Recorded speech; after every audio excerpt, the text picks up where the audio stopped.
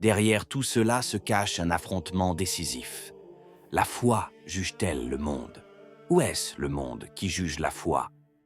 La première phrase résume les propos d'un cardinal tenu il y a quelques jours.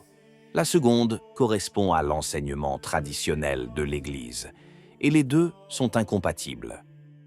Dans cette vidéo, je vous montre comment l'un des cardinaux les plus controversés a, de fait, tenté de réécrire la doctrine morale.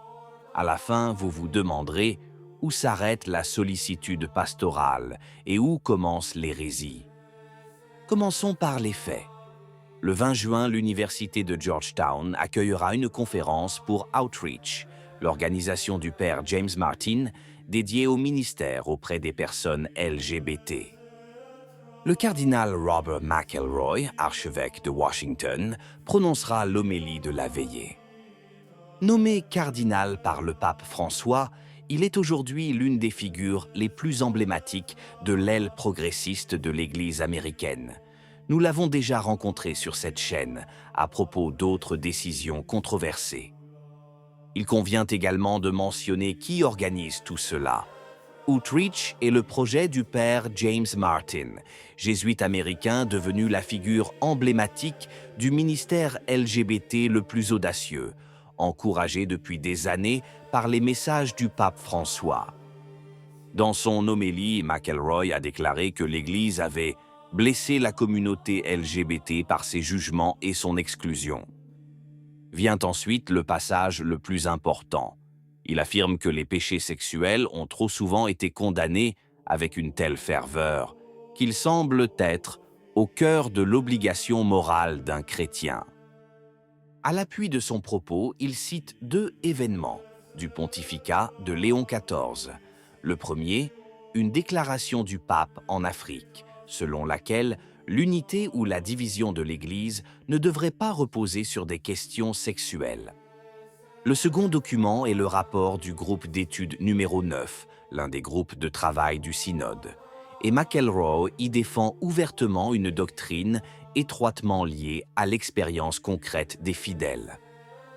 En d'autres termes, la doctrine se comprend et se façonne, en fin de compte, par la manière dont on la vit. C'est là l'essence même de la face A. Écoutons-la sincèrement avant de répondre. Car il faut bien le dire, il y a une part de vérité dans la plainte de McElroy. Il est vrai que la morale a parfois été réduite à la seule sphère sexuelle, au détriment de la justice, de la charité et de la miséricorde. Même les traditionalistes s'accordent sur ce point. Le problème n'est pas juste le sexe. Le problème, c'est ce que McElroy en retire. Entièrement entendu, cette idée paraît même raisonnable. Miséricorde, acceptation, compassion envers les blessés. Qui pourrait s'y opposer? C'est précisément pourquoi la prochaine étape doit être mûrement réfléchie. Premier point. L'Église a toujours enseigné qu'il existe des actes intrinsèquement mauvais, des actes qui sont mauvais par nature, et qu'aucune circonstance ni intention ne peut les rendre bons. Jean-Paul II l'a réaffirmé dans l'encyclique Veritatis Splendor. Et le catéchisme, au numéro 2357, déclare clairement que les actes homosexuels sont intrinsèquement désordonnés. Il ne s'agit pas d'une opinion pastorale qui évolue avec le temps, mais d'une doctrine. Et sur ce point précis, la doctrine ne se mesure pas à l'aune de l'expérience, c'est l'expérience qui doit s'y mesurer. Imaginez ce que signifierait l'inverse. Si l'expérience partagée suffisait à modifier la morale, alors tout péché relativement courant deviendrait avec le temps permis.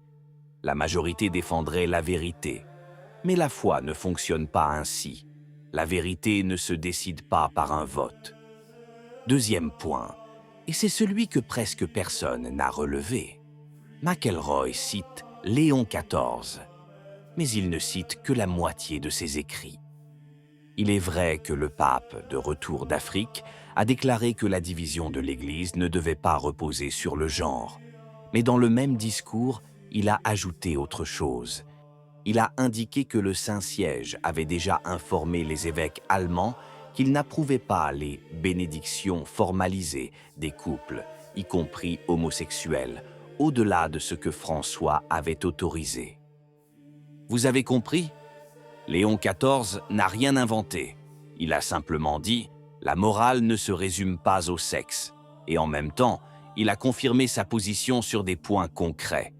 McElroy a dominé la première mi-temps et gâché la seconde.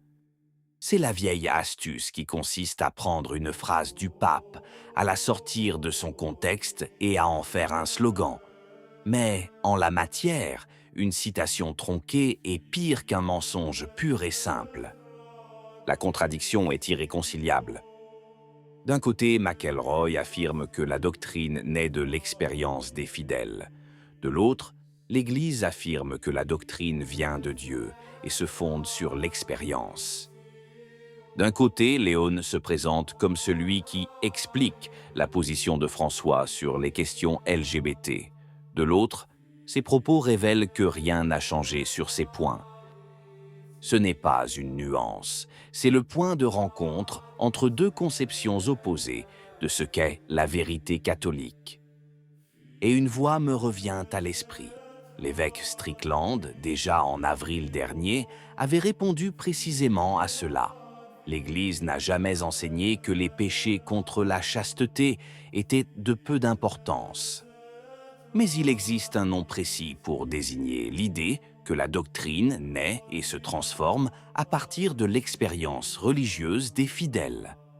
Saint Pie X lui a donné ce nom il y a plus d'un siècle, dans l'encyclique Pascendi.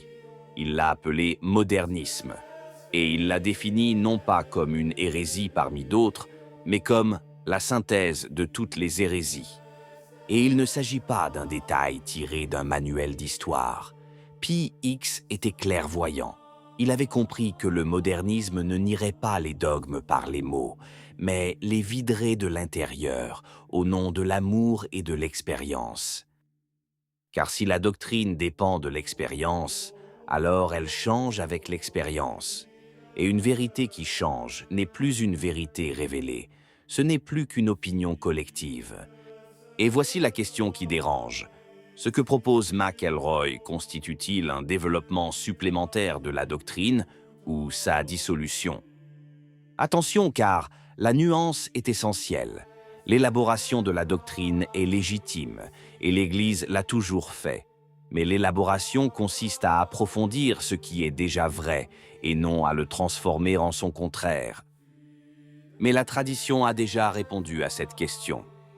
La réponse est simple et ancienne.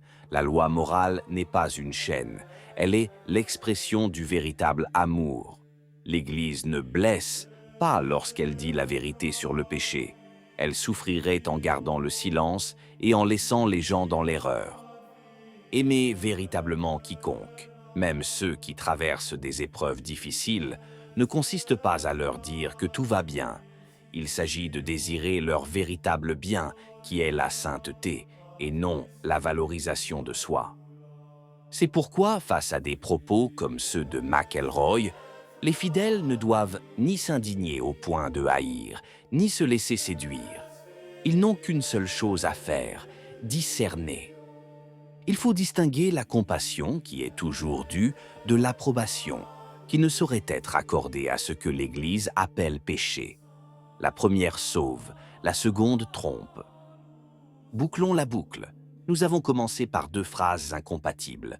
Vous savez maintenant laquelle des deux représente la foi de l'Église et laquelle, au contraire, est la tentation éternelle déguisée en miséricorde.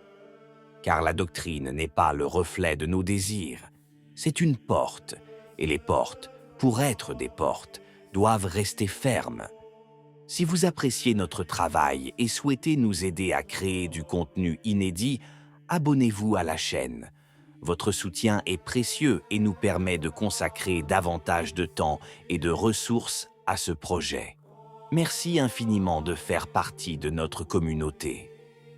Qu'en pensez-vous? Si la vidéo vous a plu, laissez un commentaire. Amen. Que Dieu vous bénisse.